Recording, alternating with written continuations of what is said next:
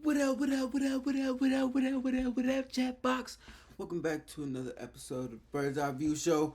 We're here to talk about job loss, or job give up, or job quit. Everybody's quitting their jobs, and apparently there's a bunch of data and reasons and history and numbers and stuff behind it. And this guy right here, hey feller, is gonna talk to us about it. Let's get into it. Did you guys see this article that was floating around recently from the CEO of Squarespace where she said Gen Z job seekers should be willing to work for free, work long hours, and willing to do anything? Now back in my day, that was called What? It sounds like slavery. volunteering, because I was always taught that if you're ever good at something, you should never do it for free, which is why I never made money as a magician. That's why I do it for free here on YouTube. But here's what's interesting. Do you remember a couple of years ago, there was this massive wave of resignations? More than half of the people surveyed in 2021, for example, said that they'd be looking for a new job in 2022. And a lot of those people actually kept their promise, because data shows that in 2021, as many as 47 million people quit their jobs, which was the highest year on record, until 2022, which became known as the year of the Great Resignation, when over 50 million Americans quit their job. Then in 2023, we got another wave of quitting, which became known as quiet quitting. And it wasn't just regular people quitting their jobs, but it was also the CEOs. Even though the average paycheck... Sorry, I don't check work stuff after 5. What? I mean, heard. You feel me? You do what I heard. of a CEO was $16.7 million a year. CEOs from companies like YouTube, BP, Walgreens also quit their positions. And that brings me to 2024, which some people are starting to call the year of the Great Resignation 2.0, because 3 in 10 workers are planning to quit their job this year, and most of those quits are attributed to Gen Z and... Hey, if all y'all hit that sub button, I can be a part of that group and quit my dang job. I ain't trying to keep clocking in on the plantation, y'all. Gosh darn it. Please hit the subscribe button. Let's get back into it. Millennials. In fact, quitting has become so popular that even this guy was forced to quit. So in today's video, I want to help answer a couple interesting questions like, what the heck is going on? Why have so many people quit their jobs in the last few years? And why are we still following a law that hasn't been changed since the 1940s about the 40-hour work week? And should you quit your job? There's a lot of really interesting data that I want to share with you about this. So with that said, let's get into it. Hi, my name is Andre Jick. Hope you're doing well. Come for the finance and stay for the jobs. Now, this video was inspired by another video that went absolutely viral about an MIT neurosurgeon who quit his job after working for 10 years, making hundreds of thousands of dollars, working on people's spines and brains. And he's just telling his story way up in the mountains. And it really caught my attention because I thought, how could someone quit such a prestigious job after working so long and making so much money? And he has a super interesting story that by saving up your money while you're doing it. Duh. What do you mean? Goes back 10 years ago when he took this oath to become a neurosurgeon. And what he found out was that the surgeries would help people from time to time, but more often than not, the surgeries did not help most people. So he started to ask his patients questions about their lives, like what kind of job they had, whether they were stressed or not, whether they exercised. What you mean most of his brain surgeries didn't work? I think we need to start. Okay, in the next video we're gonna be doing a little deep dive into surgeons and brain surgeries and how often people aren't being helped after paying thousands and thousands of dollars for some brain surgery, because that was a wild statement he just made. Okay, we're gonna move on. We're gonna move on. And what they ate and how long they slept. And catch next video. He says that throughout all of it, he found out something really interesting. What he found. I still have a spreadsheet on my desktop that has 86 no's. It's too early, I don't... Was that the people that would be able to recover from his surgeries all had a couple things in common. People that got better were having a mostly plant-based diet, and they were definitely not eating salty, and they would do things that would make them sweat. like exercise, being outside, hiking work like out. this, going to a sauna, or they live in a warm place. They didn't smoke. They didn't drink much. Usually had a good social support, like loved ones, family members, children, friends. I know. Aquafina is crazy. Like a way to socialize. They would sleep. They would sleep like 8 hours every day. And they weren't stressed out, or if they had a stressful job or something, they found a way to be mindful or meditate or like just be present and release the stress back into the universe. Then he goes on to say that the people that couldn't maintain their health after the surgery were the opposite from those people. They were people that did not get a full 8 hours of sleep. They felt stressed a lot of times. They didn't exercise much, they didn't eat healthy food, and they didn't have a lot of friends or a support group to help them get through it. So surgeries for those people would help them temporarily, but then their body would go back to having pain again. And that's when he had his epiphany, the aha moment of how to actually help people. And he said that realization became a huge problem. But the way that everything is set up in the whole country, it's not any particular hospital. The way things are set up is that the hospital needs to make money. The problem there is that if you figure out a way to help patients heal, and that way doesn't include a pill or a surgery, well, then the hospital and the doctor are in big trouble, because if you figure out a way to help people heal and you can't charge them for it, well, then you've just worked yourself out of a job. So once he had this realization, he said that he gained a lot of weight, he became sad and angry, and he realized that he couldn't continue working for another 20 years because he didn't think he'd live that long. So last September, he quit his job. And I really resonated with his story because I know how hard it is to work for something for 20 years only to realize that maybe that's not the thing you were supposed to do. So his story really made me wonder, why are people having these epiphanies and quitting their jobs? So the first place that I started looking at was at the data. And what I found was that more people want to quit their jobs. You said it's mostly Gen Z. These niggas they ain't out here quitting careers. They mostly quitting retail jobs and restaurant work and to go to other retail jobs and other restaurant work. Job today than ever before. Big tech like Microsoft and LinkedIn, for example, showed that out of 31,000 people across 31 countries, 46% of them said that they want to quit. And that is a lot more people than even during the Great Resignation, when only 40% said they wanted to quit. So I put that data aside and I wanted to look deeper at the surveys into what actual people were telling us why they were quitting their jobs. And according to surveys from Statista, here are the top 10 major reasons why people are quitting their job today. Reason 10 is because employers required a vaccine. Reason 9 was working too few hours. Number 8, some people wanted to relocate to a different area. 7, some people thought they worked too many hours, or the benefits weren't good, or not enough flexibility. Reason number 4, childcare issues. Number 3, people felt disrespected at work. Number 2, some people felt they had no advancement opportunities, but the biggest reason is that they thought the pay was just too low. These are all really good reasons for anyone to quit their job. But the problem is, they're not new. Anyone could quit their job for any of these reasons in any given year. And it doesn't really help me explain this phenomena of why so many people have quit so recently.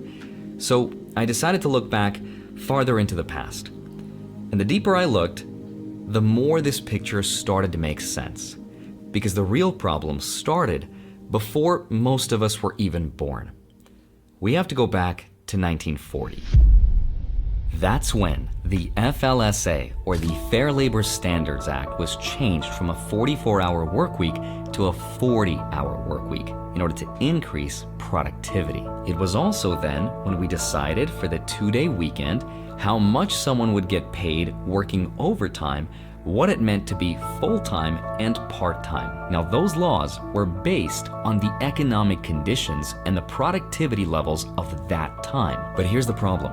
Over the last 80 years, we've had a huge technological revolution. We invented automation, computing, instant communication, the exchange of information, the internet, AI, and all of that meant an increase to what's called productivity growth, meaning the same worker could now do way more work in a shorter amount of time. And data shows that since 1947, productivity growth has skyrocketed. So here's what all that means. If we take two people, one with access to 2024 technology and one with access to 1947 technology, it's the person who's using modern technology who can make, on average, almost 5 times as much stuff as the other person, or get 5 times as much work done. That also means one of two things. If we can do more stuff, but we're not making more money, we can maybe work less. But obviously we know that's not the case. Most people are still working 40-hour work weeks or more if they're on a salary. Or there's option 2, which is I hate ads. I don't like ads, but I need ads. money. But here's the data of what actually happened. Not only are people working multiple jobs today, which was not the norm in the 1940s, but wage growth has not kept up with productivity. In fact, it split sometime in the early 1970s. The question is, why did it split? And the answer is pretty complicated because there's a lot of reasons, so I put together just a few of them. But I'm pretty sure all the reasons gonna culminate to they trying to keep demand diseases down. You understand? Because they're making people do more freaking work and the pay ain't changed.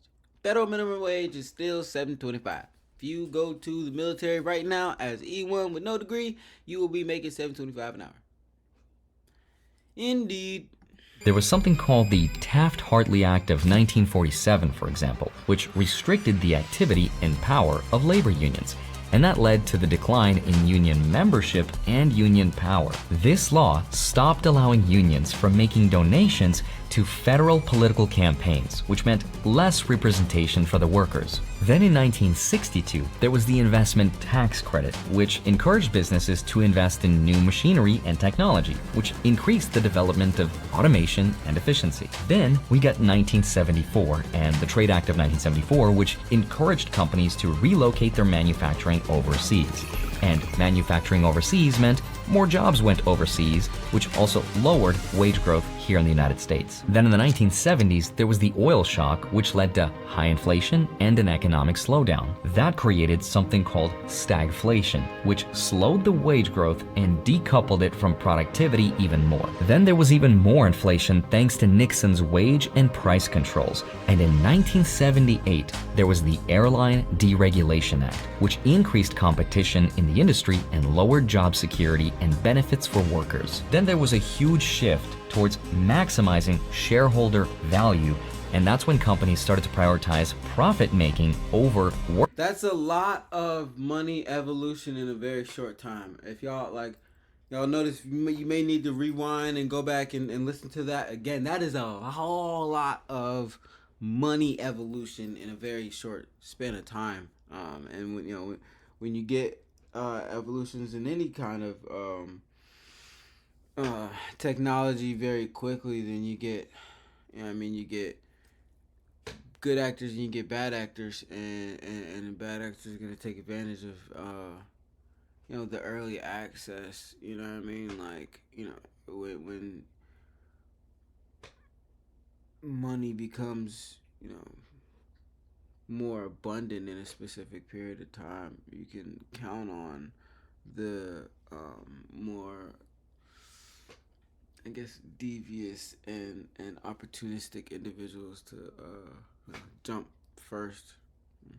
This is how it works. Workers and their wage growth. Then in the 1980s, there were the right to work laws, which allowed people to not pay their union dues, and that made the unions less money, which made them less effective. After this law, some studies show that wages dropped 1% 5 years after the law was passed. And it keeps on getting worse because in 1980, the same thing that happened to the airline industry happened to the trucking industry with the Motor Carrier Act of 1980, which led to deregulation, which increased competition and lowered job security and benefits for workers. And then we got the 1990s, and the world became more globalized. The nations of North America are ready. Strengthened by the explosion of growth and trade, to recognize that there is no turning back from the world of today and tomorrow. The North American Free Trade Agreement, or NAFTA, lowered trade barriers between the US, Canada, and Mexico, which increased competition from lower-wage countries. Then in the 2000s, China joined the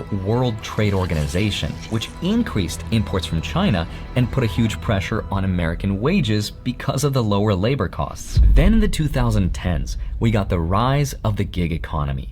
We got apps like Uber and if you don't really understand what that means for real, it's like China has access to the world trade.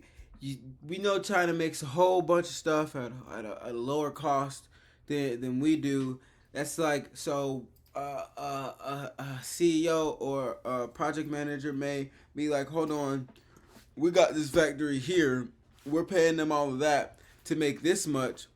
We could fire all of them. We could just fire them right now, hire half as many over there and build a factory over there, have them make the goods and ship them over here to us, and their overhead goes down. You know what I mean?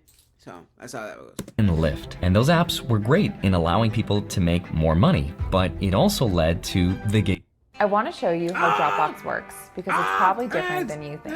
We sync your files and protect them. economy, which came without the wage protections and the standard employment benefits. Combine all of that with the crazy growth we've seen in the stock market and in real estate due to liquidity as a means to pay the debt from our past, and you get the world as we know it today.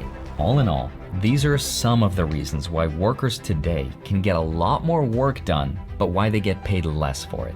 And the expectations for workers are higher than they've ever been before, and that has led to burnout. But I also think there's one more thing. Like I said, this has been building for 80 years now, and what's led people to the edge of this burnout to quit was the pandemic. But really, the best answer that I could find that helps explain all of it is this. People have been living to work for a very long time, and I think the pandemic brought that moment of reflection for everyone. What do I want to do? What makes my heart sing? And people are thinking, if not now, then when? And I think she's absolutely right. Before, the mentality was, we should live so that we could work so that we can pay our bills. And that was the illusion that we all believed in as long as the times were good. Back when cars and houses were more attainable, when food was a lot cheaper, when gas prices weren't so high, when utility bills were more reasonable, when restaurants didn't ask for a tip for every single transaction. And then we got the pandemic, and the global economy was shut down and everything was brought to a standstill. So the government tried to bail us out by printing trillions of dollars and causing an excess of 20% inflation over the if you look at that right there, this chart, that big old spike right here, that's because I think, what's it like, something like 70, it might be even more percent of the total money supply was printed after COVID. Let me where's my phone at? Where's my phone device? Let me find it. Let me find it. Girl, I don't want to tell y'all no lies. I want to tell y'all no lies.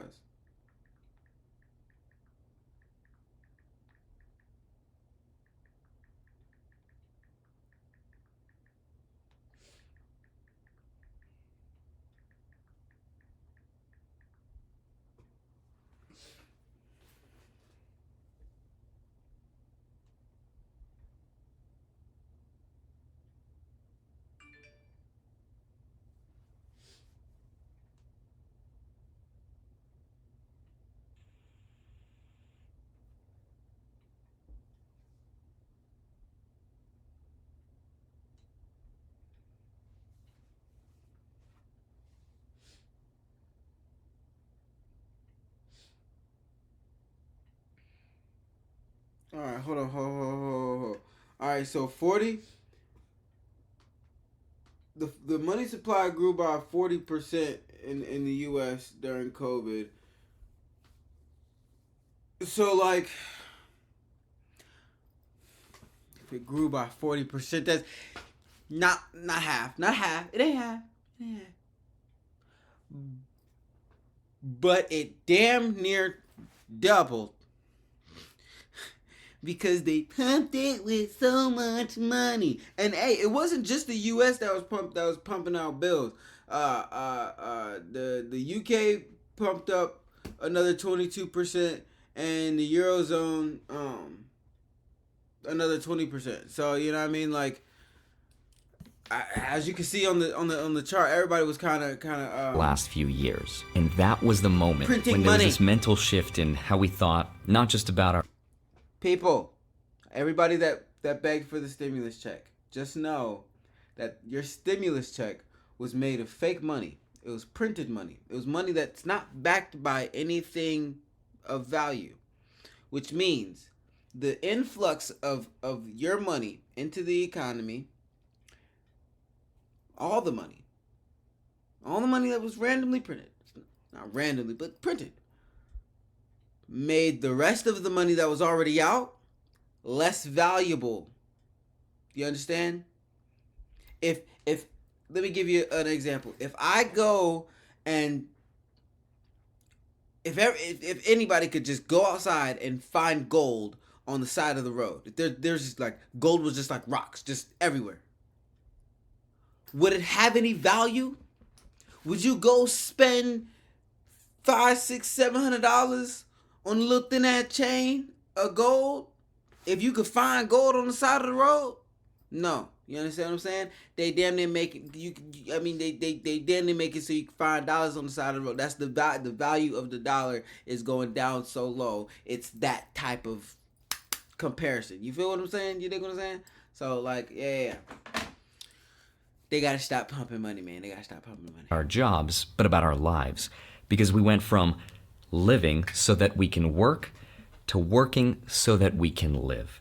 Because if the jobs we work impact our mental health, which has a direct effect on the quality of our lives and how long we live for, I think that's why people are rethinking everything and prioritizing and maximizing for happiness instead. And I think those are the reasons for why these changes are taking place in the last few years. And I think you're going to see a lot more of these stories about more and more people wanting to quit their jobs. A recent survey, for example, noticed that out of 1,000 people polled, roughly a third said they'd be looking to quit and start a new job soon. And the highest percentage of those people came from people between the ages of 18 to 34. And that makes perfect sense to me, because when you're younger, you tend to move around a lot anyway because you're still trying to figure it out. But I also think there's this effect that the younger generation sees the outcome of the older generation. They look at the economy and everything that's going on, and they make the choices that they do. Which isn't to say that they're good or bad, that's a separate discussion. But one thing that I think is true is CEOs are not going to watch this video and be like, this young man has a point here, let's pay them more and allow them to work less. So I think the only other question that I want to help explore is, should you quit your job? And the answer, of course, is that it depends. I actually took a quiz from the Man, don't go quit your job right now, man. If you're watching this video because you think about quitting your job right now in this very moment, you're not ready yet. You're not ready yet. Because when you're ready, you'll know. You'll know. That's not to say you won't be ready. It's just a matter of understanding the economy that you're in, whether you're about to move or stay where you're at, go somewhere, that may be understanding the economy that you're going into. That's building a genuine budget that you act like type it somewhere, write it somewhere, like build a budget. You can get a budgeting app, you know what I mean, and actually get disciplined on handling your money and reaching your money goals. Cause it's like, listen, I was able to buy a brand new 2012 car off of working for a month. You know what I mean? Like And then the car I had before that, you know, I worked 2 jobs for about a month and a half, and I bought a car. You know what I mean? And it's not a matter of, oh, I was making crazy money at these jobs. No, I worked at Wingstop and Dollar Tree with the 2 jobs. I was making $15 at one and like $9 at the other one, and then I was making like 17-ish at Red Lobster to get the other car. And you understand that that's not a lot of money. That's not a lot of money at all. But if you you know, figure out how to discipline yourself with the crumbs that the system is giving us, then you can make it work. I promise you can make it work. If you tap into TDB Network, subscribe and hit that bell icon so you know when we dropping videos. It's gonna be a lot easier to stay tapped in what's going on and know what you should be doing, how you should be doing it. Should I fill up this week, or should I do half a tank this week and save my money and wait till next week when gas about to drop? Because you know we be talking about things like that because we know when gas about to drop and things like that around here. You feel me? You dig what I'm saying? It's like everyday life. My goal is to make it a little easier for everybody out there watching. You feel me? So I love y'all. Make sure you're kind to somebody today. I'm gonna catch y'all on the next one.